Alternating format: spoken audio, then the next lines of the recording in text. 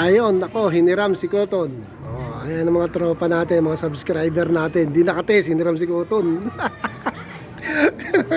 Sobra kasing bait ng mga alaga natin, mga kadogo. Kaya kahit sino, pwede humawak. Yan ang aso. Diba? Hindi kagaya ng ibang aso, hindi mo mahawakan. Itong aso natin, lahat to, kahit sino, pwede humawak. Ano nga pangalan mo? Kyle po. Kyle. Kyle ano? Benedict Almadin. Kyle Benedict Almadin. Oh, si Kyle Benedict Almadin. Isa yan sa mga estudyante dyan sa elementary school.